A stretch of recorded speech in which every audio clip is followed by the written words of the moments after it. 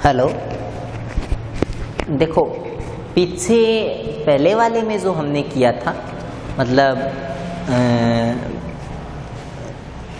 कल जो हमने किया था, उसके बाद आगे उसी चीज़ को कंटिन्यू करते हैं और आज देखते हैं आगे का पूरा डेरिवेशन। ठीक, कल मैंने आपको बीच में बुक्स बता दी थी, मतलब पिछले वीडियो में, तो उसी चक्कर में आपका थोड़ा टाइम मैंने लिया।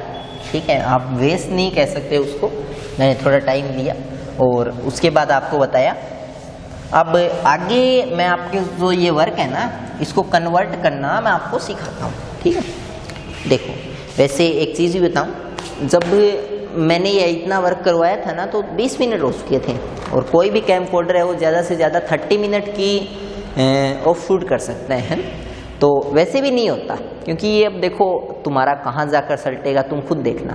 ठीक है, तो due to that reason also I annulled the video in a drastic manner.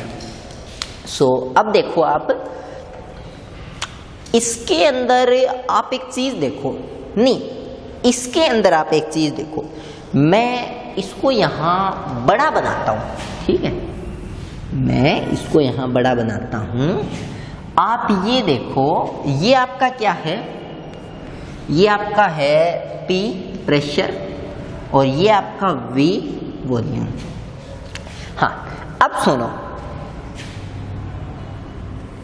ये कर्व, ये कर्व, ये कर्व एंड दिस कर्व। ठीक, यहाँ वॉल्यूम V1 था, यहाँ V2 था, यहाँ V3 था and here it was V4। यहाँ टेम्परेचर T1 था, यहाँ T2 था, यहाँ T1 था, यहाँ T2 था। ये आइसोथर्मल था, ये एडायाबेटिक था, ये भी आइसोथर्मल था और ये एडायाबेटिक था। मैं इसमें जो एडायाबेटिक है ना, उनको इरेज कर देता हूँ। ठीक है, सॉरी, आइसोथर्मल को इरेज कर देता हूँ। एक तो यार इसको इरेज करो, इसको, क्योंकि ये आइसोथर्मल है। समझोगे आप मैंने ऐसा क्यों किया, क्या कर रहा हूं मैं, आप धीरे धीरे समझोगे। एक मैं इसको इरेज कर देता हूं, ये भी आइसोथर्मल है। ठीक है, ये बच गए आप के दो प्रोसेस। यहां की जो स्टेट है वो V2 है और यहां की स्टेट V3 है, और टेम्परेचर क्या है T2। एक चीज बताओ, आपने एक चीज पढ़ी थी, PV की power gamma is equal to constant. ठीक, उसके बाद आपने एक चीज पढ़ी थी कि हाँ सर इसकी एक और फॉर्म होती है TV की पावर गामा -1। ये भी पढ़ा था आपने, पढ़ा था। ठीक है, अब मैं इसको अप्लाई करता हूं यहां पर। देखो, अगर TV की पावर गामा -1 कॉन्स्टेंट है तो हम ये लिख सकते हैं ना, T1 V1 की power gamma -1 is equal to T2 V2 की पावर गामा -1। बिल्कुल लिख सकते हैं। एक चीज बताता हूं मैं आपको, यहां 2 प्रोपोर्शनल टू 3 है। ठीक है, कोई नंबर, और 2 इज इक्वल टू 3/2, 2/3, 3। यहां 2/3 है, वो कोई कांस्टेंट है। अगर मैं इसको 2 से मल्टीप्लाई करूं, चलो छोड़ो यार, ऐसा हो सकता है। ठीक है, ऐसा कर सकते हैं, ऐसा या रिमेंबर ही कर लो। इतना एब्सर्ड एग्जांपल नहीं लेंगे, क्योंकि you are not first standard और second standard child, you are a grown up 10th pass child, so you know that T1 V1 की power gamma -1 is always equal to T2 V2 की power gamma -1। यार ये तो तुम करके आए हो, V is equal to IR, I1 R1 is equal to I2 R2। I hope you did it। ठीक है, चलो अब एक चीज देखो, that इस पर लगाते हैं, इस कर्व पर ये चीज, यहां टेम्परेचर कितना है। देखो एक चीज सुनो, जब प्रोसेस खत्म हुआ यहां आकर, तो यहां टेम्परेचर था T1, तो T1 V2 की पावर गामा -1 है ना। और जब यहाँ से प्रोसेस आगे चला स्टार्ट हुआ तो यहाँ पर टेम्परेचर T2 हो गया था, फिर यहाँ आके T2, तो T2 V3 की पावर गामा माइनस 1। मैंने इस कर्व पे दोनों तरफ TV की पावर गामा माइनस 1 लगाया। ये कर्व जब खत्म हुआ था इस पॉइंट पे तो टेम्परेचर T1 था, T1 V2 की पावर गामा माइनस 1, और यहाँ से थोड़ा सा आगे T2 स्टार्ट हो गया था तो यहाँ पर था T2 V3 की पावर गामा माइनस 1। क्लियर। अब ये यहाँ T2 चला था तो यहाँ था T2, तो दूसरे केस में क्या था, T2 V4 की पावर गामा माइनस 1, और यहाँ कितना था, यहाँ था T1 V1 की पावर गामा माइनस 1। इसको मान लेता हूं इक्वेशन 1, इसको मान लेता हूं इक्वेशन 2। आप इक्वेशन 1 को इक्वेशन 2 से क्या कर दो, डिवाइड कर दो, ठीक है, समझे ना आप। ये वाली इक्वेशन है, इसको इस वाली इक्वेशन से क्या कर दो, डिवाइड कर दो। Dividing equation 1 by equation 2, divide करोगे तो देखो T1 से T1 कट जाएगा इधर, तो इधर T2 से T2 कट जाएगा, क्या बचेगा, V2 की पावर गामा माइनस 1, V1 की पावर गामा माइनस 1 क्या है, इज इक्वल टू V4 की पावर गामा माइनस 1 और अरे गलत लिख दिया है ना, V3 की पावर गामा माइनस 1, V4 की power gamma minus 1। So that is the result. अब अगर आप बहुत ही आपके अंदर जो इंटेलेक्चुअल प्रॉपर्टी है वो काफ़ी ज़्यादा है आपके ब्रेन में, तो आप डायरेक्टली बोल सकते हो sir V2 by V1 is equal to V3 by V4, और अगर नहीं है तो फिर सुनो, ठीक है, फिर तो पूरा समझाना पड़ेगा कि ये V2 की पावर गामा माइनस 1, ये V1 की पावर, इसको ऐसे लिख सकते हैं V2 बाई V1 की पावर गामा माइनस 1। ऐसा कुछ उधर भी करते हैं, V3 बाई V4 की पावर गामा माइनस 1, इधर भी पावर गामा माइनस 1, उधर भी पावर गामा माइनस 1, कैंसिल। यानी एक टॉप नॉच रिजल्ट हमारे पास आया फ्रॉम ए डायाबेटिक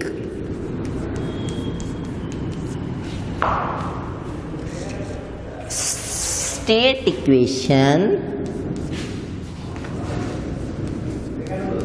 कुछ भी लिख दो यार, इसका ड्रामा ये किसके इक्वल आ गया, V2 by V1 is always equal to V3 by V4। That is the ongoing result which we have concluded in a form of that। Clear, okay.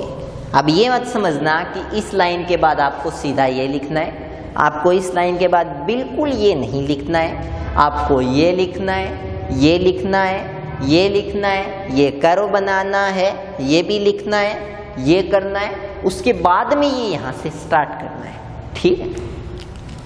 Clear, आया कुछ पल्ले पड़ा, आगे देखो।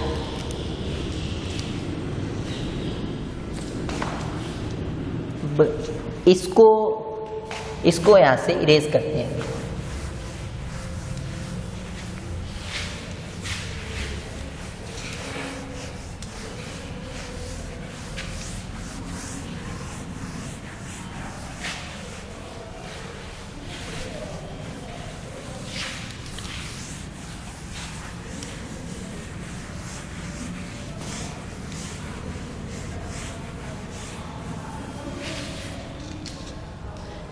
चलो आपको एक चीज़ बताऊं, कार्नोट था वो भी काफ़ी बड़ा साइंटिस्ट था वैसे, ठीक है। वैसे तो देखो ये साइंस है, ठीक है। आप एक चीज़ आपको बताऊं, कभी भी आपको फिजिक्स में ये सुनने को नहीं मिलेगा कि फादर ऑफ फिजिक्स, ये ऑफ फिजिक्स, वो फिजिक्स, नहीं। ऐसा क्यों नहीं मिलेगा? क्योंकि फिजिक्स के अंदर कोई बहुत बड़ा कंसेप्ट देख के भी उसमें खामियां छोड़ जाता है और कोई बहुत छोटा कॉन्सेप्ट देख के भी उसको पूरी तरह से एकदम एग्री कर जाता है। ठीक है, जैसे न्यूटन है ना, न्यूटन ने ये मैं भी ये एग्री करता हूँ कि न्यूटन ने फिजिक्स का 37 या 40% पार्ट है वो न्यूटन ने फिजिक्स का कंट्रीब्यूट किया है आज के टाइम में। ठीक है, 40 नहीं तो 30% तो मानो आप।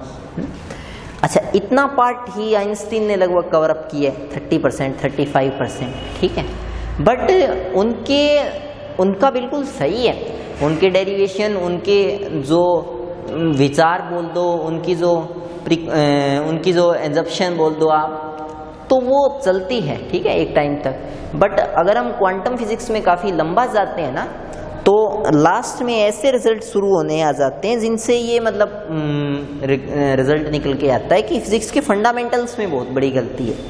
मतलब आप पढ़ रहे हो ना आज F=m में, कभी पढ़ाओ, उसमें गलती है कहीं न कहीं, वो m की जगह वहाँ कुछ और होना चाहिए, ऐसा लास्ट में रिजल्ट निकल के आता है। अब वो वहाँ m के अलावा जो नंबर होना चाहिए वो थोड़ा सा वेरिएशन भी कर सकता है और बहुत ज़्यादा भी वेरिएशन कर सकता है, तो वहाँ जाकर ये मतलब थोड़ा सा फीका पड़ जाता है ये कॉन्सेप्ट। ठीक है, न्यूटन का। और कार्नोट है, उसने अपना पूरा एक्सपेरिमेंट किया, पूरा एक प्रूफ दिया और उसका वहीं ख़त्म हो गया। ठीक है, उस पर अब आप कितने भी रिसर्च कर लो वो सेम आएगा। ठीक है, तो इवन आइंस्टीन ने खुद ने बोला है कि ये होता है फिजिक्स के अंदर, इसीलिए यहाँ सब इक्वल है। ठीक है, कोई बहुत छोटी बात कह के भी बहुत बड़ा कंट्रीब्यूशन दे जाता है और कोई आधी फिजिक्स खोज के भी उसमें खामियां छोड़ सकता है। ठीक है, ऐसा आपको नहीं मिलेगा। ये एक टाइप से ब्यूटी है इस सब्जेक्ट की सबसे बड़ी। ठीक है, तो चलो आगे स्टार्ट करते हैं। मैंने आपको ऐसे ही बताया। अब आप एक काम करो, आप V4/V3 की जगह क्या रख सकते हो, V1/V2।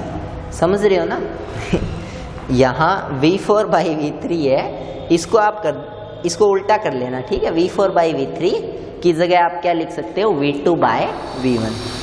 तो अगर ऐसा कर दें तो फिर क्या होगा, ऐसा कर दें तो जो फॉर्मूला आएगा W वो आएगा आपका 2.303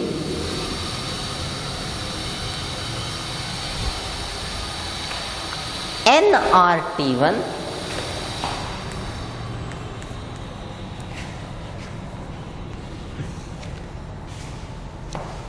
log 10 बेस पर V2/V1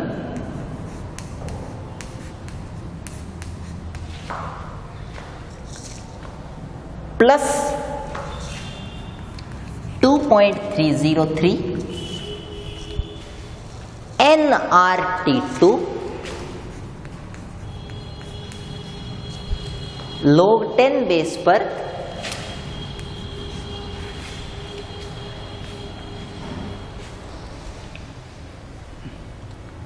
V1/V2, that is the.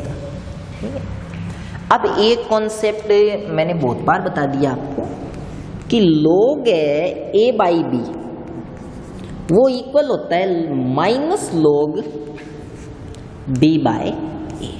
ठीक है, अगर log में इस टर्म को उल्टा कर दोगे ना तो बाहर माइनस आ जाएगा, ये एक स्टैंडर्ड फॉर्मूला है। ठीक है, इससे मैं ये लिख सकता हूं कि log V2/V1, बट मुझे प्लस की जगह बाहर क्या करना पड़ेगा, माइनस करना पड़ेगा। चलो करते हैं। W = 2.303 nRT1 log V2/V1, और ये माइनस मैं डायरेक्टली लिख रहा हूं। ठीक है, इतना आपको पता चल जाएगा। यू आर वेरी होशियार इन दिस पार्ट, है ना। 2.303 nRT2 log 10 बेस पर, और क्या लिख सकते हैं, वही V2/V1। सुनो, अब इसके अंदर कॉमन आ सकता है 2.303 nR log 10 बेस पर V2/V1, 2.303 nR log 10 बेसिस पर V2/V1। तो W आपका क्या आएगा 2.303 NR log 10 बेसिस पर V2/V1 T1 minus T2 that is the standard formula of work. ठीक है, आपको ये फॉर्मूला है ना, ये निकाल के आना है आपको। क्लियर करोगे? ओके, ठीक है। तो भी देख लो इसको अच्छे तरीके से। You have to done this. ठीक है, चलो, तो ये यहां तुम्हारा ये टॉपिक खत्म हो गया, work done by A Carnot engine and efficiency measures. ठीक है, बस चैप्टर खत्म। 2 टॉपिक हो रहे लास्ट में, छोटे छोटे, ये बड़े नहीं है, बिल्कुल भी बड़े नहीं है। ठीक है, मैं 2-3 चीजें मतलब उन्हीं में करवा दूंगा मैं। ये मान लो ये 30 मिनट का वीडियो तो होगा ही होगा, उसके बाद 30 के मैं 2 और बनाऊंगा और तुम लोगों का एकदम खत्म है चैप्टर एकदम। ठीक है, तो यहां से देख लेना। ठीक है, चलो इसको इरेज करते हैं।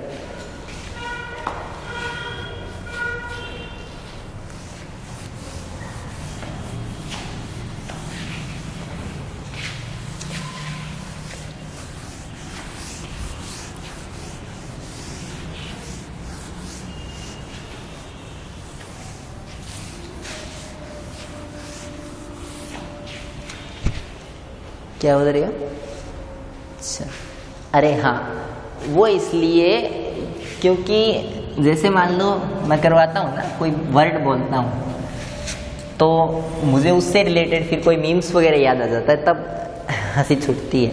ठीक है, जैसे आइडिया दूँ आपको, जैसे अभी मैंने बोला खत्म, तो एक आपने जो राहुल गांधी है उनका सुना होगा, खत्म बाय बाय टाटा, तो वैसा कुछ। ठीक है, anyway just leave the topic and concentrate on our work again.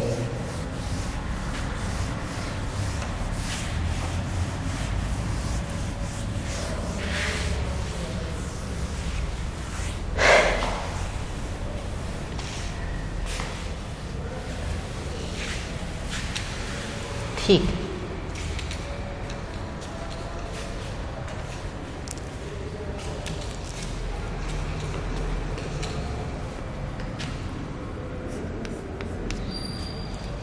देखो नेक्स्ट टॉपिक मैं आपको करवाता हूँ, यही लिखते हैं एफिशिएंसी ऑफ कार्नोट इंजन। ये बोर्ड थोड़ा ऊंचा है, बोर्ड ही थोड़ा ऊंचा है, हाथ हमारे खूब लंबे, देखो यहाँ तक जा रहे हैं, यहाँ तक। ठीक है, वी कैन राइट, यहाँ तक तो हाथ जा रहे हैं, यहाँ तक आराम से लिख सकते हैं। Efficiency of Carnot engine. सुनो, देखो कोई चीज की एफिशिएंसी का फॉर्मूला क्या होता है, कोई चीज की एफिशिएंसी का फॉर्मूला होता है आउटपुट बाय में इनपुट इनटू 100, है ना। अच्छा, अब कार्नोट इंजन से आपको आउटपुट क्या मिलेगा? कार्नोट इंजन से आपको आउटपुट मिलेगा वर्क, गॉट इट।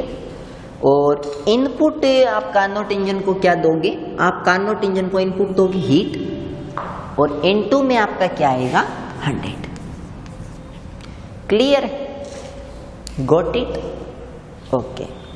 अब यहां आप W तो आपने निकाल लिया, हमने डेड वीडियो का जो किया एक पिछली कंप्लीट, जिसमें मैंने लास्ट के 5-6 मिनट में क्या दिक्कत है, कुछ बर्न हो रहा है क्या?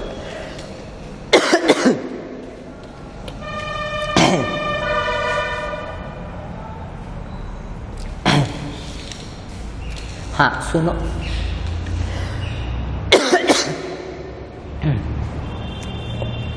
हाँ सुनो बेटा, जो W था वो तो हमने निकाल लिया था,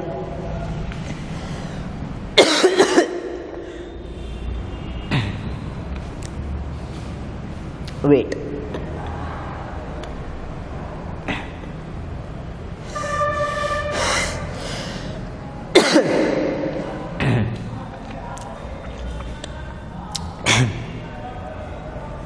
ओके, जो W था वो तो हमने निकाल लिया था, और Q है वो हमें अभी नहीं पता, ना का नोट में मैंने आपको Q निकालना सिखाया।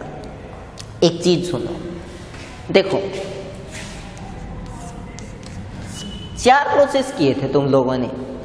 एक किया था आइसोथर्मल, एक किया था दूसरा एडायाबेटिक, एक किया था तीसरा क्या था वो, हाँ वापस आइसोथर्मल, और चौथा आपका कौन सा था, एडायाबेटिक। 4 प्रोसेस तुम लोगों ने किए थे। अच्छा, उन 4 प्रोसेस में आपने इंजन को हीट कितनी बार दी?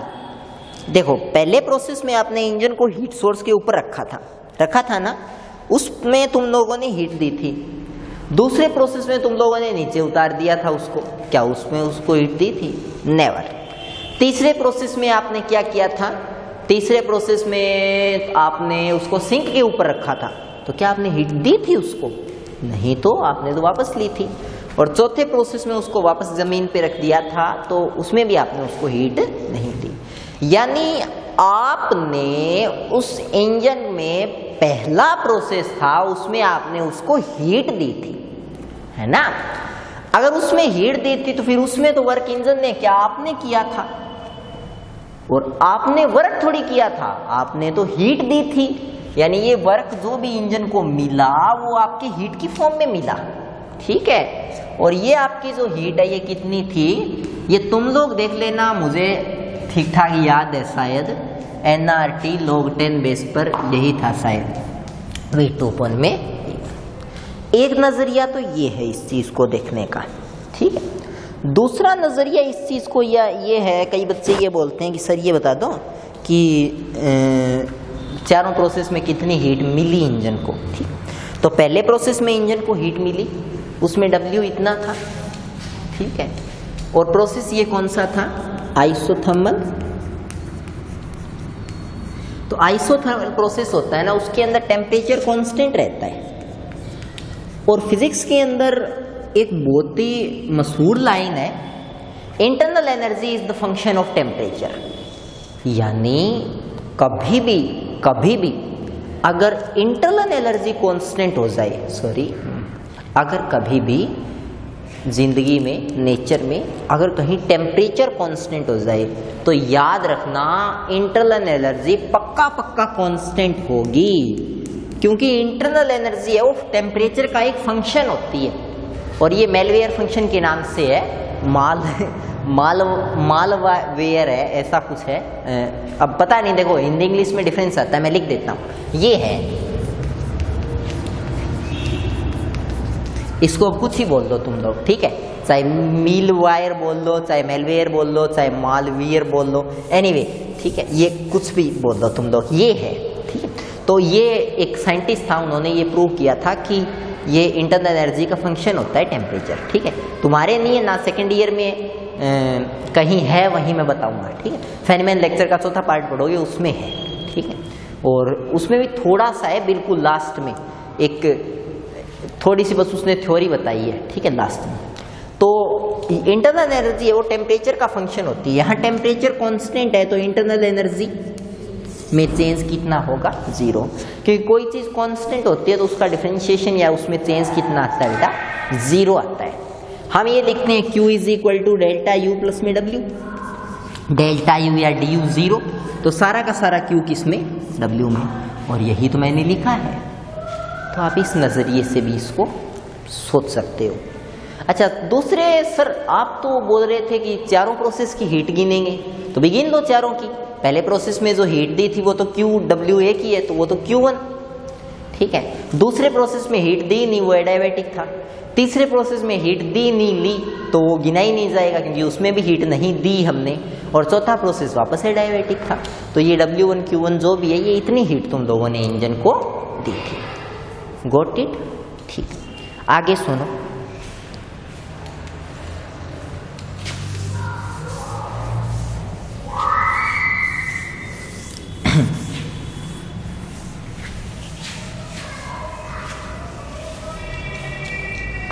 नेक्स्ट अगर बात करें तो अब आप एक चीज देखो, हाँ मैंने मिटा दिया क्या इंजन, हाँ अब यहां लिख देता हूं। W तो पिछले डेरिवेशन में निकाला था, इतना आया था,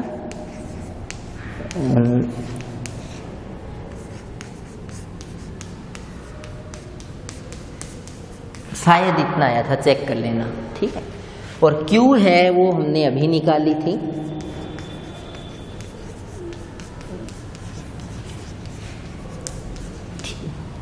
एफिशिएंसी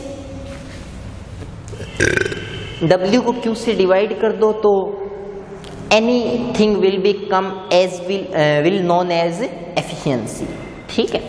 अच्छा अगर W को Q से डिवाइड करोगे तो इससे ये कट गया, इससे ये कट गया, log 10 V2 by V1 से ये कट गया, T1 माइनस T2 अपॉन में T1, तो ये कितना आया T1 माइनस T2 अपॉन में T1 और इनटू में 100, और ये कुछ ऐसा नहीं है, T1 by T1 1 minus T2 upon में T1।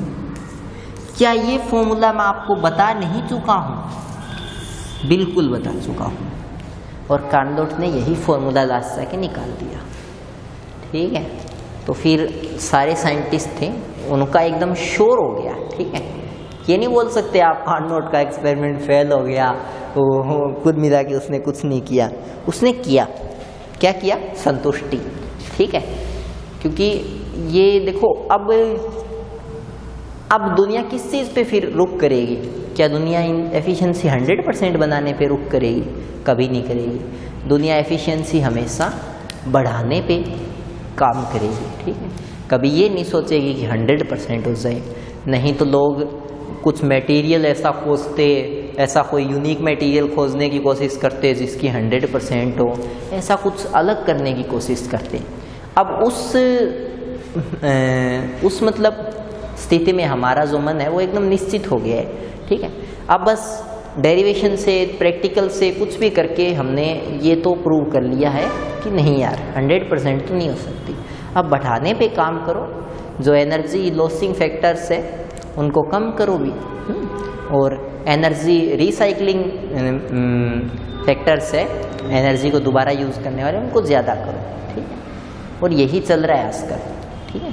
तो कॉन्सेप्ट काफ़ी पुराना है लेकिन यूजेज आज तक है, सुधार पे सुधार आज तक हो रहा है।